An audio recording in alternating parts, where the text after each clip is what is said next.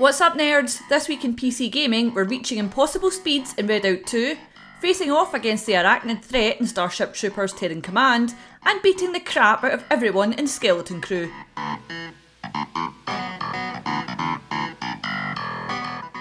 I'm Lauren Aitken, and this week the PC stands for Procedural Creations. They're quite scary. Thanks to a delightful yet terrifying AI called DALL-E Mini, you can now generate images from any prompt you give, and, as usual, I've taken it way too far. Please enjoy The Witcher 4, Red Boy of Rivia. What is going on with that cat's face? Why is Geralt got funny? Oh no. Coincidentally, all of these games come out on June 16th, so let's get cracking. You remember Redout, don't you? The fastest racing game in the universe? Well, if you don't, Redout 2 is a sequel and tribute to the classic arcade racing game. You'll be racing through the campaign on a semi-abandoned Earth, which has gotten all dystopian and neon for some reason.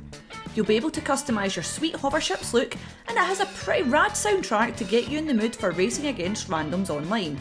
There are 36 racetracks to conquer, all of which are reversible if you like to switch things up a bit. My mum wasn't very happy about the nudity and swearing in the Starship Troopers film, so hopefully there's a little less in Starship Troopers Terran Command, and she can get off my back about it.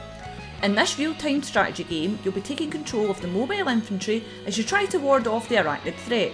There's a lengthy story to work through as you build and develop your armies. Will you build a small but elite squadron, or is there power in numbers? One thing it promises is lots of bugs, so if you don't like bugs, this isn't the game for you. In every age, there is a cause worth fighting for. But in the future, the greatest threat to our survival will not be men at all. After all that racing and strategizing, do you know what you need? A good brawl, that's what. You're off to Carpathia and Skeleton Crew, where you'll be fighting 3 other players in this gothic butt brawler? No, I don't know what that means either, but let's just go with it.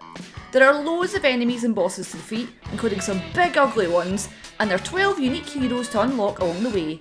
You can also gather the likes of potions, traps, staffs, grade bags, and more to make you an even better butt brawler.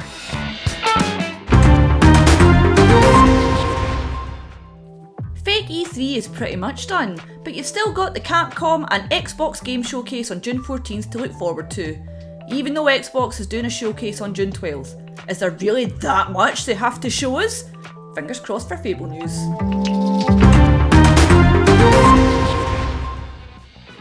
This week in PC Gaming is sponsored by even more procedural creations. Look, I know you all love cat content, so for your enjoyment, let me present Orange Cat and Elden Ring. Orange Cat attacks Leon in Resident Evil 4. And Orange Cat is the Master Chief. Delicious. And that does it for this week in PC Gaming. For the hottest news, reviews and takes, head to PCGamer.com. I'm Lauren Aitken, and I'll catch you next week. That cat attacking Leon, oh my god.